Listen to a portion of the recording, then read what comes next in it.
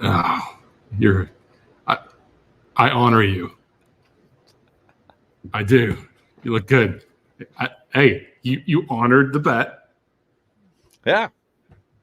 The bet being Kashmir Keith would have a good week. He almost won. He gained strokes putting. May I add that? He did. He did. He did. I had so many nuclear tomahawk dunks lined up for you, and then you had the last laugh. You say, "Oh, Keith can't putt." Hey, man, everything happens for a reason, and if you want a non-putter to win, you better make sure you hit it closer on the 72nd hole. That's all I'm going to say. You look like you're giving up betting tips at a dog track. That hat.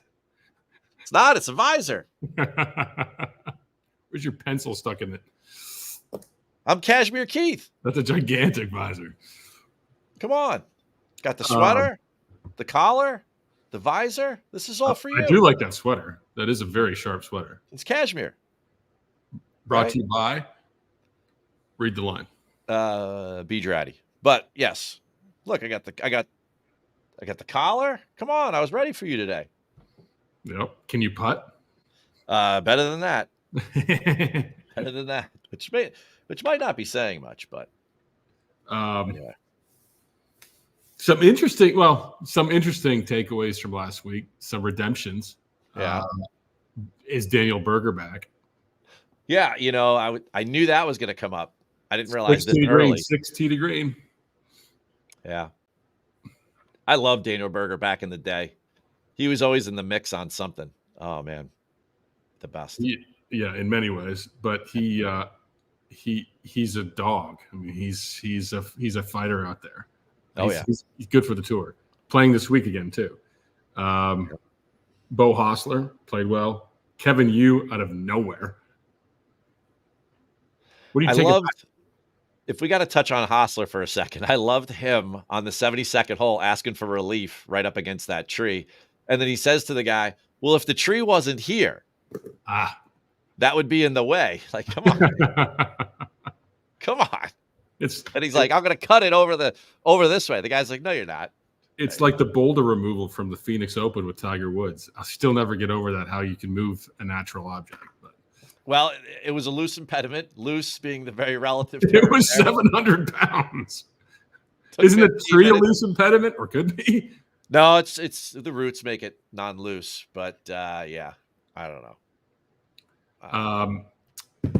Okay, so we are in Utah this week. Utah Black Desert Championship, sponsored by Sand. Grab yourself a bag today. What is Black Desert sponsored by? Well, it's at the Black Desert Resort. So are they sponsoring it? They must be. Okay. Yeah. Fair enough. The resort itself. It wouldn't surprise me if, we did some digging in, a shareholder company of Black Desert Resort in Southwest Utah, which is the hotbed of obviously golf trips for buddies, was like the PGA Tour or something or whatever. It's a brand new golf course. I know it's a brand new event, but it's the second 9 only opened last year. Yeah. It's a brand new golf course. Looks pretty wild too. Would you think less of me if I originally pronounced it Black Dessert, and I thought it was sponsored by a cake company? I don't know. I mean, I think there's like a serious woke spiral we would go down there that might get us shut down. So I would just stick with Black Desert. The interesting part is that the scenery is totally different than things we're used to. Yeah. Lava, right? So I wonder if the PGA Tour app is going to make architectural considerations, landscape considerations, shot 1 to the bridge, shot 1 to the, trees, shot 1 to the lava rocks, right? It's good. It's interesting. What's your take on this course?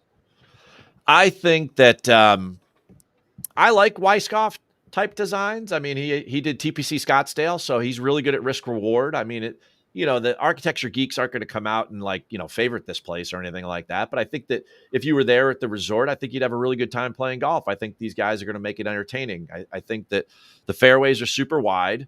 They're playing at elevation. The town or the resort's at 3,000 feet above sea level. So that's about half the BMW. If you remember what that was, 7.5%.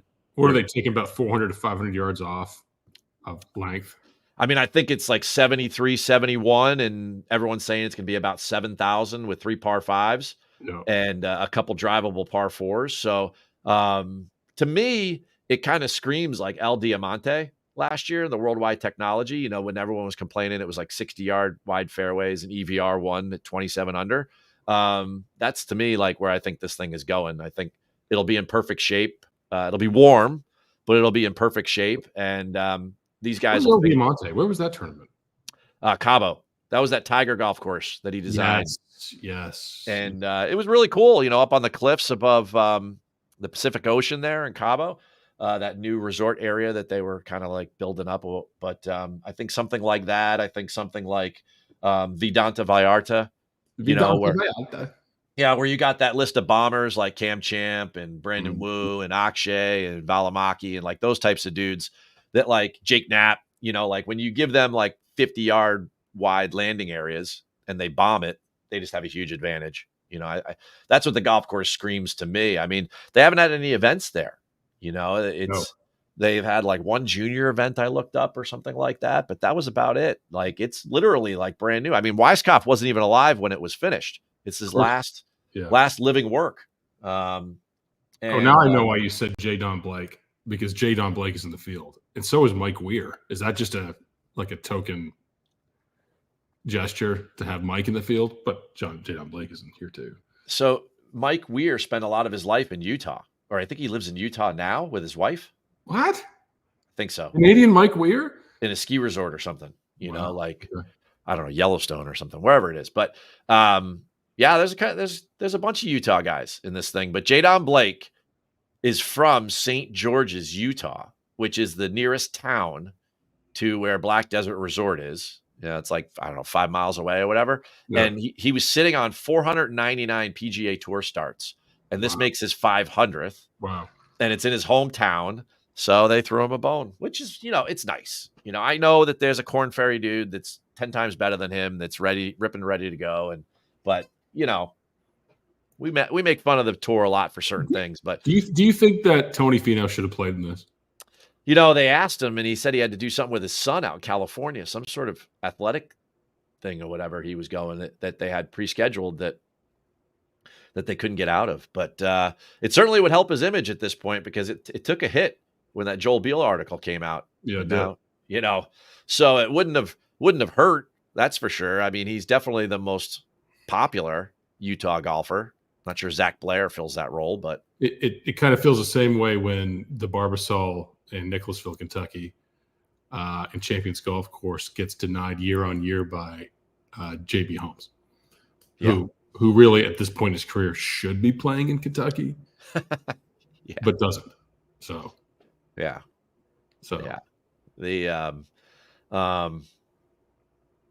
mean, I think it's going to be a really cool event. I mean, I think if you're going into this wondering if the winning score is going to be 12 under and there's going to be some carnage, I think you're going to be disappointed.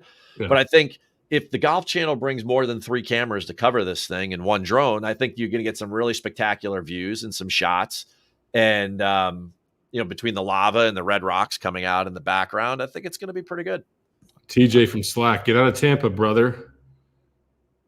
Get out of there, my friend. That thing is insane.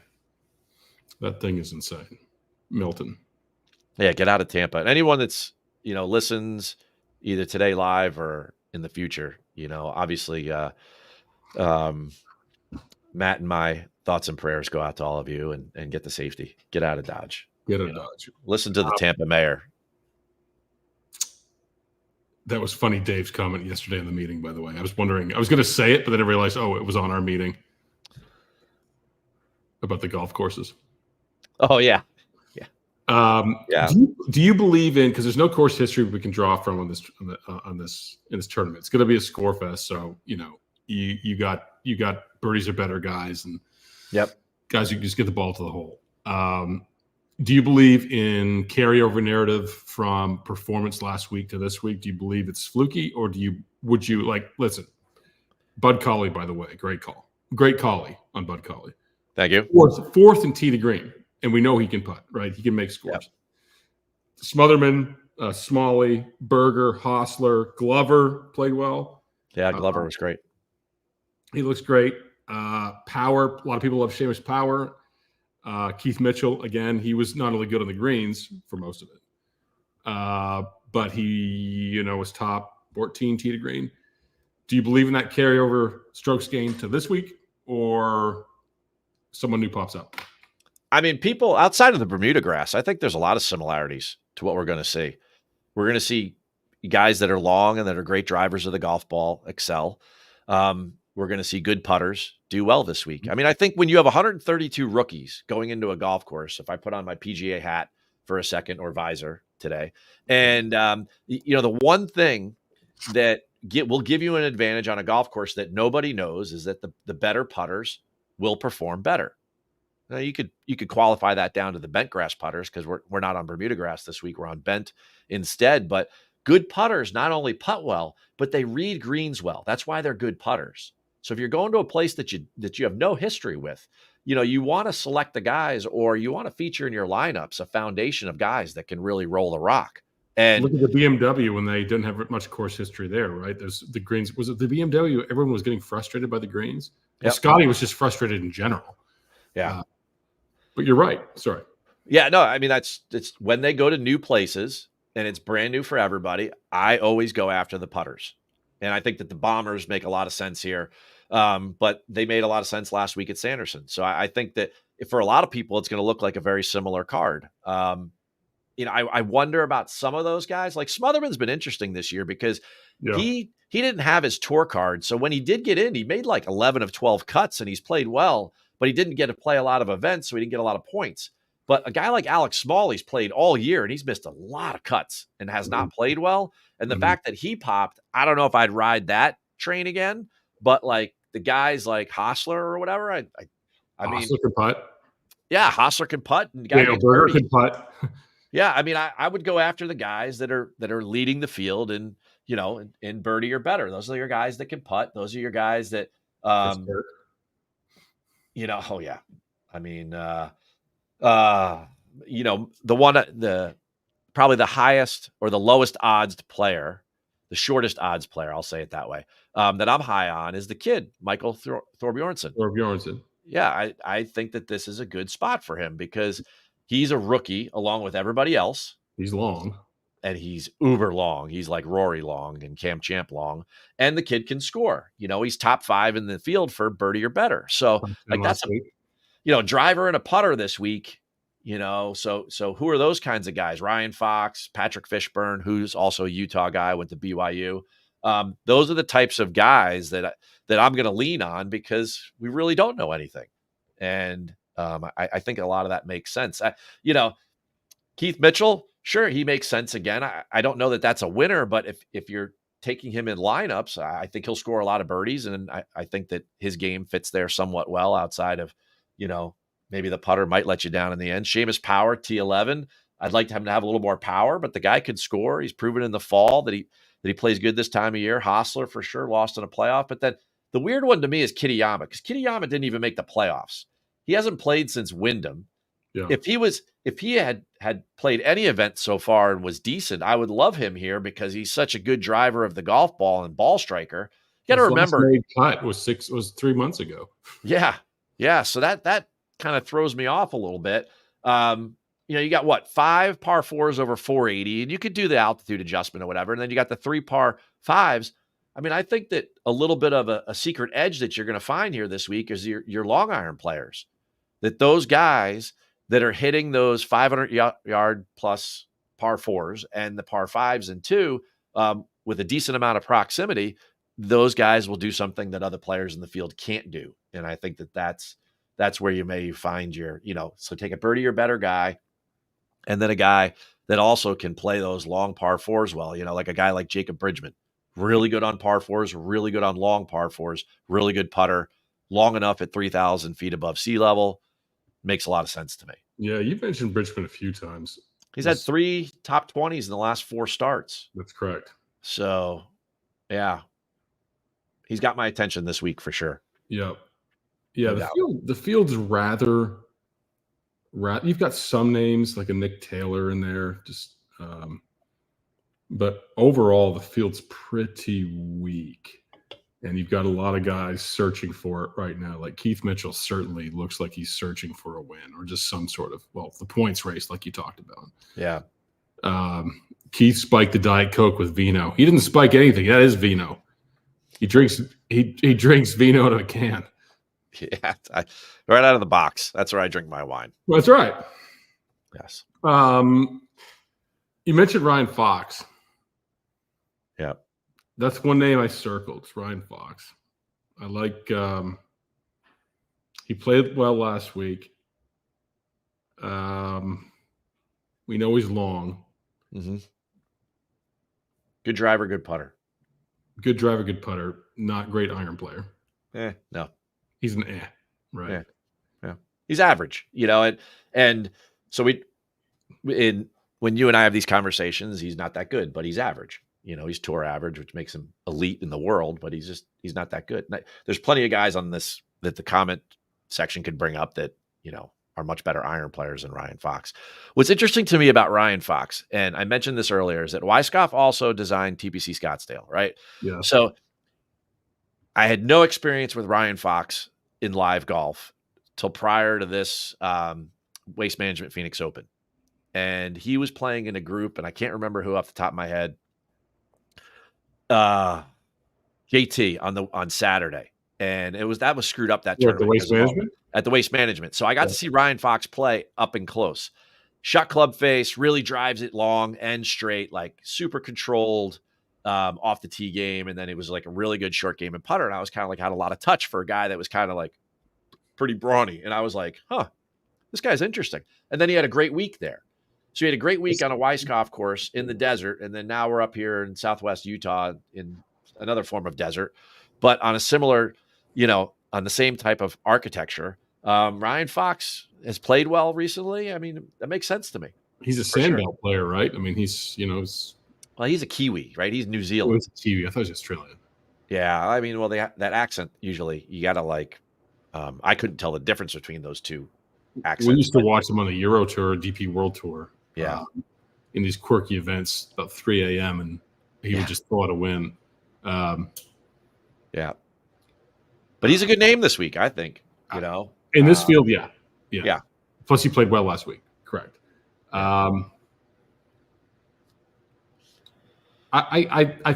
JJ Spawn, though, I'm sorry that disappointed you last week withdraw, right? What happened there? Injury. That's the report I got. He's back in the field this week. Do you take a chance? No, I take breaks from things like that.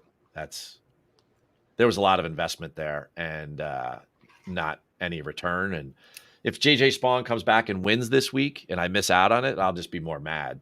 I mean, it doesn't, I can't just keep chasing that, even though he has the best ball striking numbers in the field, other than maybe Keith Mitchell, the two of them. But I can't ignore what happened last week. I mean, there's an audience that listens to it. I mean, you can't just blindly chase some of these guys, No. Just like I would never chase Keith Mitchell for 26 weeks, which I have. Oh, you got it right. 27 for me now, Any concern for Hosser? Dude looks so defeated. Possibly. I mean, the guy's he doesn't have a tour win yet, right? No. He's been chasing for a long time. Hey, he hits it long, and you can see he hits it a little wild. Those last two times he played the 18th hole was a little left. So 50-yard wide fairways are going to help in Utah. Yeah. Guy's a great putter.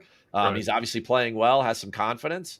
But it does defeat you if you keep getting, if you're constantly the bridesmaid. We've seen it with a lot of golfers. Yeah, but I mean, we're not talking about a guy that's got 19 top 10s in his career.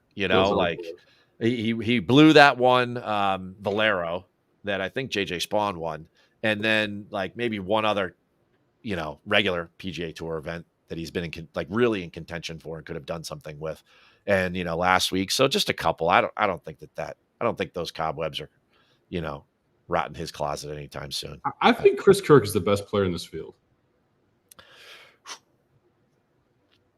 Man, he's has an immaculate game and can putt. I mean, when you look what he did at he can make a ton of fucking birdies. And Kapalua is wide fairways, undulating terrain, up and down, Yeah. accurate iron play, and then Lava rocks. putt the lights out. I mean, you could say Kapalua is a good comp course for this week. You know, Mhm. any place where you can just let the shaft out and you don't have to worry about, these guys aren't going to hit it in the lava. I mean, if you hit it in the lava rocks, you got problems. I mean, that means you're like 50 yards offline and you're on the tour. So, but he's Just another trick, guy. just let the shaft out. That's it. He's another guy, though, hasn't played in a long time. So maybe he eased his way back in. I don't know. You could argue that he won at Century and he hadn't played a long time before that. So kudos to you. Nick You'd be Taylor. right. Nick Taylor's an interesting one. It's kind of, he's one that I find doesn't have to have form. It's like Siwoo Kim. I remember Nick Taylor off nothing won at Pebble Beach from nowhere. Yeah, he's a great putter. I mean, very consistent Nick ball Taylor's striker. had success at Waste Management, has he not? He what? Nick Taylor's done well at Waste Management. I'm thinking he almost won. He won this year in a playoff over Charlie Hoffman. That's right. Yeah. Birdied 4 of the last 5 in order to win.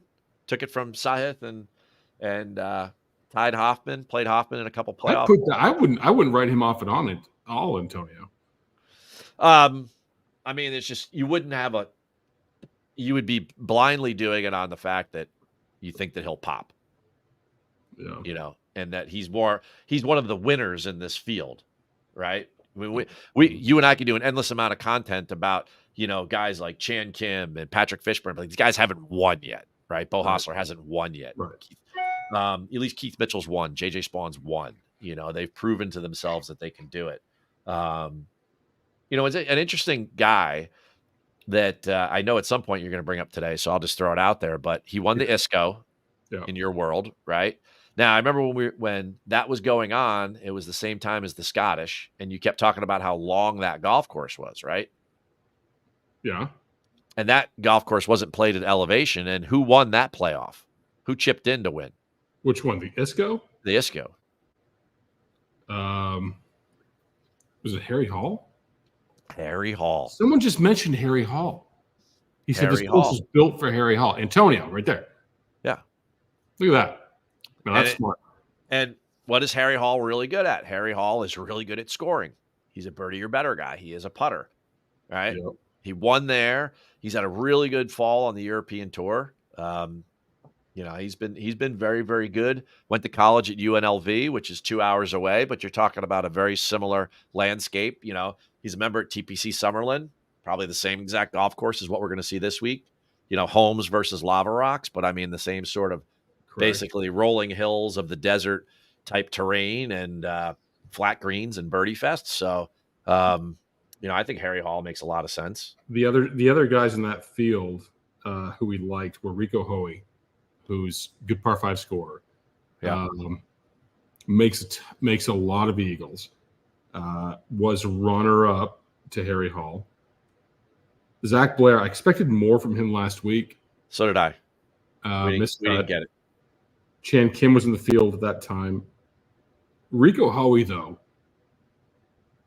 3 eagles this week. Put Rico Hoey on your card. Only 3 par 5s. So he'd have to get some eagles on the 2 drivable par 4s. He's going to eagle 3 times on Thursday. Let's put that right down. Oh boy. Oh, here we go. Rico Hoey. Yes. All right. Mark the time down. Fishburne. Star date 14/31. He's already off the handle. Rico Hoey with 3 eagles on Thursday. I love Rico Hoey. Do not take me off Rico Hoey. If he has 3 eagles on Thursday, I'll pierce both my ears for next week's show. Are you fucking serious? I mean, he's not going to have 3 eagles. Because I admit I respect the fact that you came with the cashmere sweater and the hat. Visor. If you come with double stud piercings, if there are 3 eagles by Rico Hoey, yeah. You look so proper. You didn't even notice when I put my name in to the StreamYard. I did. Cashmere Keith Stewart. There you go. Do you guys think around the green will be important? No rough. How are the bunkers? I I think around the green is going to be your least concern. If you're chipping, you're not making birdies, unless, of course, we're talking about scrambling on the short par fours or the par fives, just to ensure that you make birdie. I mean, Harry Hall is one of the best guys at that skill. You know, Right. yeah, he's a really, really good pitcher of the golf ball. So And on that type of grass, in that type of environment, based upon where, he's a member out there in Vegas, I would certainly give him an edge in that arena. But if a guy is spending too much time trying to get up and down for par, he's not going to get to 25 under, which is probably what it'll take to win this thing. I mean, it's a resort course when we went into the Worldwide Technology Championship last year at El Diamante, and they were like, the fairways are 60-yard wide. They were like, will someone shoot 30 under? It's like Kapalua. If you could hit it in every approach shot from the fairway, the guys are pretty good, And now you're giving them like almost 4% of carry increase on a 7,300-yard golf course. I mean, it'll literally be like pitch and putt to them. They'll play a 519-yard. I mean, last week, the 11th hole was a 550-yard par 5. This week, it's a 532-yard par 4. 11th hole. Mm-hmm. And I would be favoring the type of guys that play those holes well. Because the 4 or the 5 doesn't really matter as far as the par goes. It's just the lowest total score over 4 days. And I would be looking at those things. Okay. Any deep threats? Any deep names, Keith style? Deep names. I got a couple always for you. God, is Taylor Montgomery just becoming completely irrelevant? Yes. I mean, he's 200-1 in this field. And you were right about Troy Merritt. Kudos to you, by the way. So down in the sixes, I think that we'll see another week out of Carson Young. Now he's barely in the sixes, so I'll go deeper than that. Go deep. I think that this is an interesting spot for Brandon Wu. Made the cut last week, played okay, right? Mm-hmm. But for some reason, every year when he goes down to Mexico to Vedanta Vallarta, the guy comes in top 5. And that's a long golf course that plays long, but it's wide open, and he scores there. So he's somebody that could be a specialist to this type of golf course that we just have to pay attention to. Cam Champ could be the same way, but he's not in the sixes. And then another guy that I'll give you 2 more guys. Okay. One, I've been watching Will Flash Gordon all year. I thought that he was a promising young guy about 2 years ago, and he had played well in a couple events, and he's been awful this year. And I think he's had some injury problems, but he's been playing better as of late, off and on in a couple of events. This would suit him well. And then the other one is down at 6,500. Is So Y'all Know, right? He goes by SY No now. Yep. But previous tour winner, right? But he's like, his odds to win were at like 80 or 90 to 1, but he's 6,500 on DraftKings. That doesn't add up normally, right? So somebody at the books thinks that guy has a chance to do well, whereas DraftKings missed him. That's the only way I can put it, because if it was the reverse of that, then we seldom see the reverse of that. Well, he's been playing well on the Korn Ferry Tour, just like Max McGreevy, right? Max McGreevy is good form, Korn Ferry Tour. So is So You'll Know. Now he's been around the tour for a long time. Yeah, and what, he was 18th last week. He's a good short game player. Yeah, good putter. He was 18th last week at the Korn Ferry Tour Championship. So, and that's a hard golf course. So you put him on this easy golf course as a good putter. Those are a couple names down at the bottom. If you just want to go pure speed, Peter Quest is down there too. I saw it. That's what I said when you first started this thing. I said Peter Quest. Yeah, but those are my couple guys down there. Brandon, Carson, and SY No. There you go. I'm not ready on Will Gordon yet, but he's still somebody I'm monitoring. But those other 3, I'm good with. Paul Barjon. Okay. I've had enough French for yes for a while. Yeah, your trip to Montreal. You're done with the French. I'm done. Yeah, with the French. What happened to Hayden Buckley? We don't know. There's a lot of Toasty is a bomber, yes, but he can't do anything else. I mean, he could probably like brush his teeth, but as far as Utah, I don't know, man. I don't. This dude is too. He runs too hot emotionally. I think those Argentinians, just like Grillo. All right, let's do snake draft. Brought to you by brought to you by the Black Desert Championship. Grab yourself some sand. I thought you were going to say it was brought to us by the J. Don Blake Foundation. Is the J. Don Blake Foundation? What's J. Don Blake? 5,000 to 1? Let me see. Yep, sure is. Wow. Right. That's a lot. He's got to be $100 bucks, right? He's 65 years old on it. $1,000 will pay you $5 million. Is that right? That it is. Let's go. Quick math. Yeah. Let's do snake draft. Five golfers. No duplications. That's the rules. Yeah. Flip a coin to start. You pick heads or tails. Go ahead.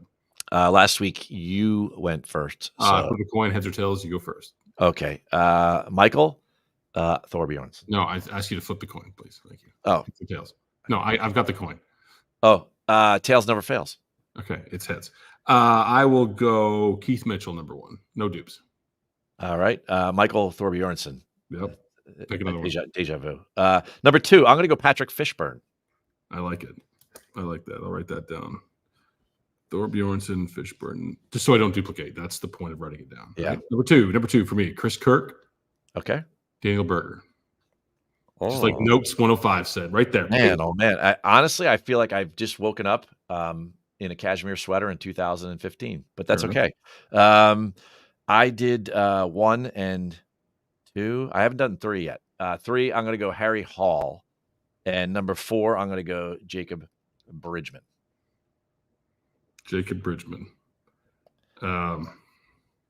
Strangely, we've somehow messed up this snake draft in terms of I picked too many players, but which is rare for this. Yeah. I will go my final two. I have Mitchell, Kirk, and Berger, my first 3. You had Thorbjornsen, Fishburne, Hall, and Bridgman, your 4. I'll go Rico Hui. All right. And 3 Eagles. And Triple Michael Eagle. Triple Eagle on Thursday for the double earring stud piercing. That would be great. If he doesn't do it, I'll get a face tattoo. If he doesn't do it. I'll do it. I'll say, what would you do? Would you do like a cross through the eye, like jelly roll, or like a tear, like you killed somebody? What would you do? Yeah, it's good for business. Yeah. Mitchell, Kirk, Berger, Hui. Business. Yeah. It's good for business. Yeah. If we have business meetings, I have a giant koala tattooed in my face. My final pick on the snake draft is Michael Thorbjornsen. Just treat it like if you go to the PGA Tour website, they give you the how to say it, the phonetic saying of how to say all their names, and they just say it like there's no J. So Thorbjornsen. That's my 5th.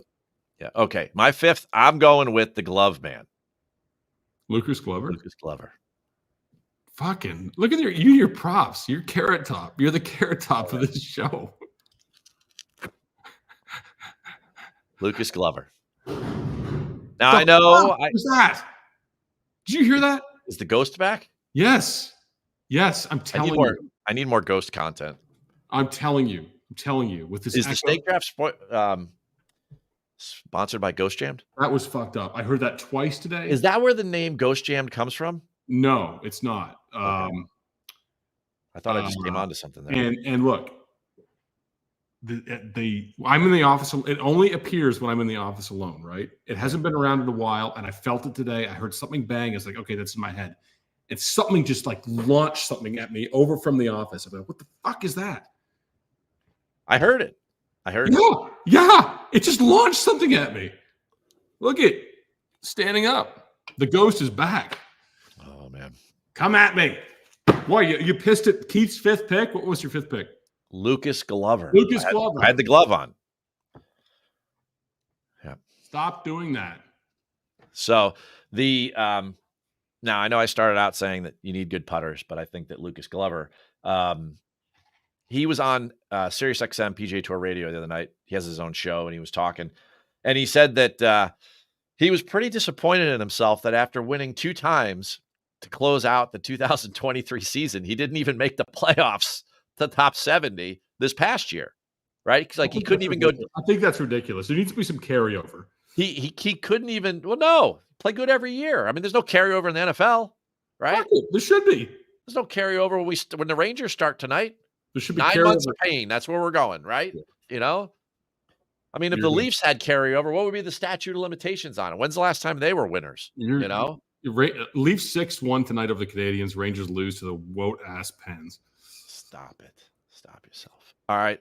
But my point is that so Glover was going on and on his show about how he needs to like push himself a little bit more. He's like, man, these young guys are killing me. And I need to get in these signature events, and I need to, so now look what he did. He was 13th at Procore, 3rd last week. Yeah. I think Lucas is going to get after it this fall, and these are good golf courses for him because, they're the type of flat birdie fest type greens that like a guy like him that the way he putts might actually be all right. He was 8th tee to green last week. Probably one of the best drivers in the field next to Keith Mitchell. Yeah. Oh, he's definitely. I mean, forget the recency numbers like JJ Spawn or whatever, gaining 7 over his last 6 starts or whatever. Like Mitchell and Glover are serious ball strikers, serious ball strikers in this field, So, yeah. Okay, I love it. There you go. So your winner is Michael Thorbjornsen. Well said. What's his odds? 35. I've seen some boards jump like FanDuel jump to 45, but you got to be timely on that. When I wrote the Monday odds drop article, I picked him, and I just talked about how the favorites in these fields, they just aren't worth the short odds to bet them. That's not an analysis on DraftKings because if they're that much better at making birdies or something like that, then certainly that becomes valuable. But, Xander versus a field like this, the guy could separate and then he'd be worth being whatever. Right. But Keith Mitchell or Bo Hossler just aren't that much better than Daniel Berger, who's down at 40 or something to 1, or, Michael Thorbjornsen on any given week, or Kevin Yu. Mitchell can gain 2 strokes putting. I think he is better. I think Keith Mitchell and Chris Kirk are the 2 best players in this field right now. Yeah, that's probably true. Seamus Power up there too. I mean, but not the separation, right? If Scheffler played this event, just end it. It's over. Yeah, they unfortunately they just can't separate. And when it came down to the final hole, Keith Mitchell 3-putted and he lost the event by 1 stroke. Yeah. Right? If he was that much better of a player, he wouldn't have been in that playoff. He would have won by 2. He wouldn't be in these events. Well, that's true, but he probably wants to be in 51 through 60, so he gets in the signature, and he doesn't have to come here anymore because he's that good of a ball striker. He just needs to improve his putting. Yes, the property is actually haunted. There's a long history with this. This is like a 300-year-old building in downtown Lexington with some very dark past in this area in Lexington downtown. Very dark past. Was it a speakeasy? Worse. I can't even talk about it. It used to be a jail. Let me put it that way. Oh. I'll talk to you offline about it, but it's a really bad area. So we know people have died in this office. The ghost does manifest itself in weird ways. I've taken video of this over 7 years, right? Mm-hmm. And this may sound like I'm crazy. I'm not. I'm the least superstitious person on earth. But this thing at times will communicate through devices. It'll knock. I'll talk. It'll come through my computer. I'm not crazy. I'm not making this up at all. I've got video of it. And I haven't seen it in a while, but today I'm alone. It only comes when I'm alone, and I felt it a little bit. And then something across this office just launched itself at me. They heard it on mic. You heard it on mic. So I heard it, yeah. Well, his name's Edwin. Well, see you next week, Edwin. Yes. If you wear a tinfoil hat next week, I'll fucking kill you. I just wear a bed sheet over my head. Don't get any ideas, Prop Keith. And certainly, if Rico Hoey has 3 or 4 eagles on Thursday, I will have a bed sheet over my head. I hate you. Oh. I also love you.